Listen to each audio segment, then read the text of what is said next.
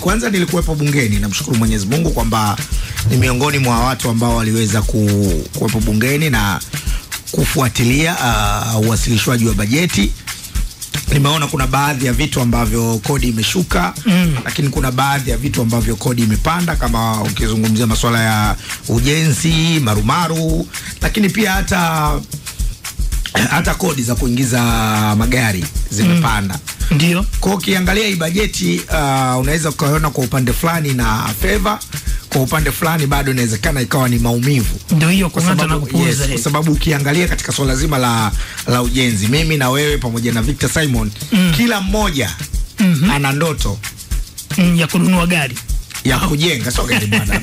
Mimi kwangu gari sio kipaumbele, nilikwambia toka jana. Tuendelee. Ana ndoto ya kuwa na kwake, kuwa baba mwenye nyumba, sio baba mpangaji. Baba mwenye nyumba. Sasa ukiangalia kupanda kwa hiyo kama cement, hizo marumaru, urembo na vitu vingine vya ujenzi, inawezekana ikawa ni changamoto kwa watu wenye kipato cha chini. Na muangalia huyu mtu mwenye kipato cha chini kabisa, atawezaje kumudu gharama za ujenzi? Kama sasa hivi mfuko unafikia 18,500 wa cement, kama itakuwa umepanda, huyu mtu wale ya chini tunamchukuliaje?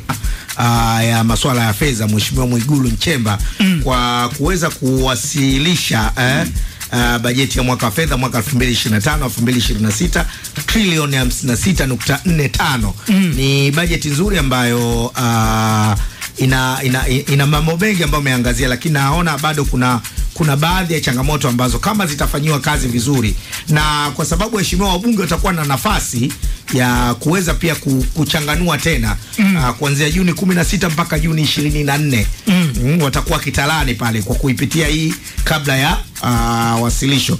Kwa mimi naamini kwamba ni bajeti nzuri, lakini kuna baadhi ya vitu ambavyo kama waheshimiwa wabunge wanapaswa kuviangalia, na kama watakuwa na hoja za msingi za kuweza kusimamia, italeta manufaa na tija zaidi kwa mtu wa chini. Mimi nimwangalia zaidi huyu mtu wa chini kabisa huku, mlaji wa mwisho ambao ni mimi na wewe na Mr. Victor Simon hapa. Sawa, Victor, kwako tuambie bwana, budget hii hapo mizani. Yes, ukifuatilia budget na mimi nimepata nafasi nzuri ya kuifuatilia. Ndio. Yapo mambo ambayo yanafurahisha na yapo mambo pia ambayo yanatafakarisha. Kwa sababu mara nyingi tunapoitazama budget atuangalii tu jumla ya kiasi cha fedha ambacho kimetengwa, kwa maana ambacho kitakusanywa na upande wa matumizi. Vitu vingi unakwenda kuangalia, inakwenda kusisimua uchumi kwa namna gani, hususan kwa mtu mmoja mmoja.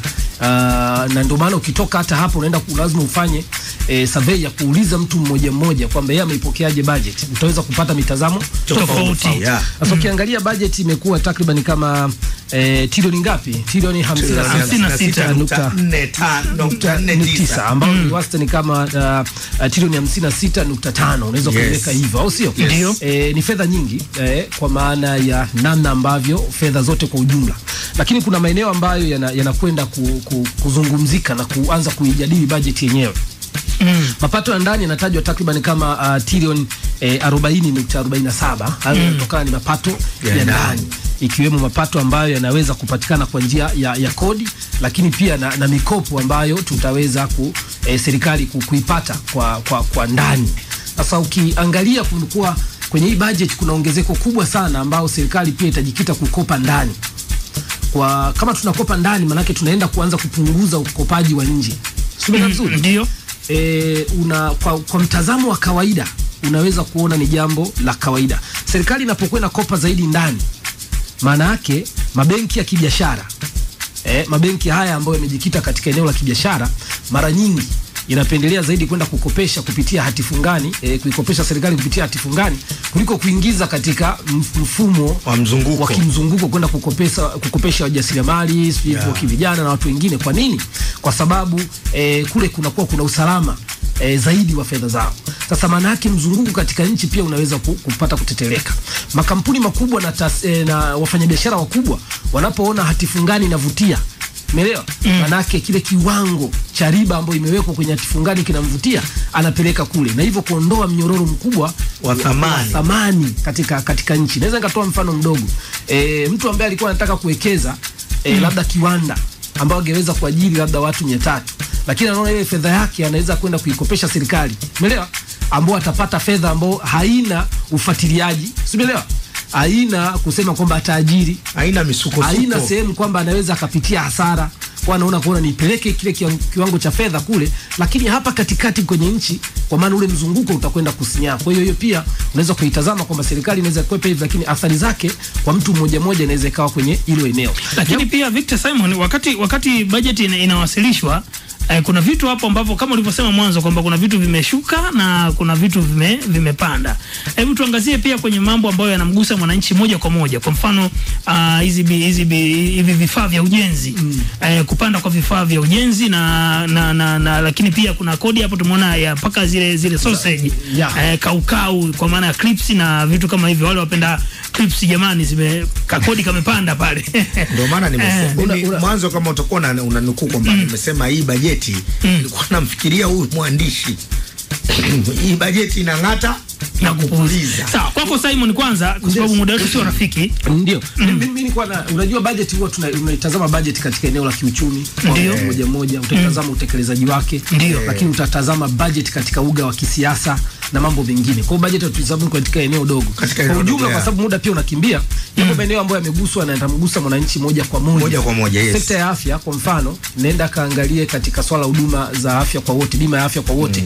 Umeelewa? Imetajwa kwamba kuna maeneo yamekusanywa karibia vipengele karibia 8, ikiwemo pia eneo la betting kutoka kwenye makato yake, kwa maana serikali kodi kutoka 10% imeongeza mpaka 15%, na zile fedha maana yake zitakuwa na mchanganuo kwamba zitapelekwa katika huduma za afya kwa wote, ile bima ya afya kwa wote, lakini pia mfuko wa nini wa VVU. Kumbuka sera za nchi kama Marekani kupitia Donald Trump zimekwenda kuathiri pia WHO, ule mweneo shirika la afya duniani, hususan katika mpango wake wa nini wa masuala ya HIV, umeelewa?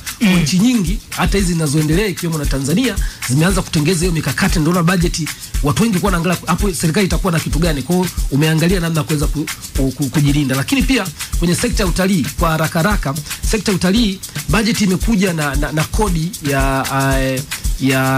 kodi ya watalii, ambayo baada ya kufika hapa kodi ya bima ya watalii ambayo ni takriban kama $44 kwa fedha kama shilingi ya Tanzania ni kama 100,000 na ushe hivi, au sio?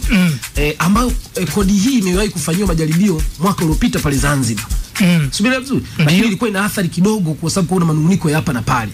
Kwa kifupi tu ni kwamba watalii wengi wanapokuja hapa nchini unakuta kule tayari umeshakata bima ya safari, lakini pia wanakuja hapa watakutana tena na bima nyingine. Kwa sasa serikali nafikiri tutakapokwenda kwenye sheria hiyo ya mambo ya fedha, tutakuja kuangalia serikali itakuja kutoa tafsiri ya namna gani, umeelewa?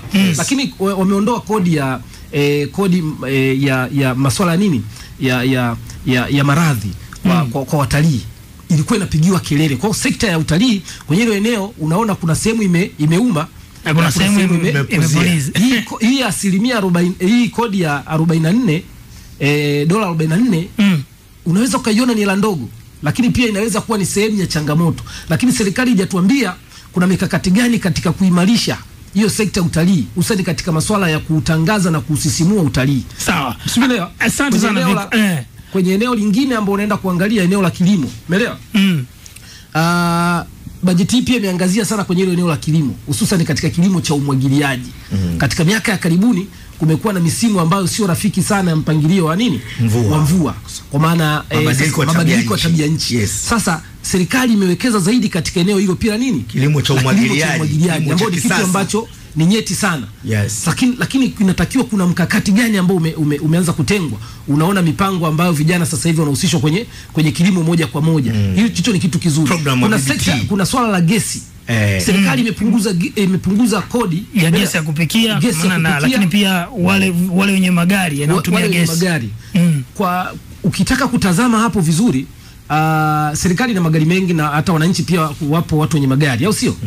Ni namna gani serikali inatilia mkazo katika kujenga vituo hivi vya ujazaji wa gesi ili kuweza kuhakikisha kwamba tunaondoka kwenye utegemezi wa moja kwa moja wa kuagiza mafuta kwa wingi kutoka nje ambao yanatumia dola. Unapozungumzia hii kukua kwa deni, pia unatakiwa uangalie kati ya dola na shilingi.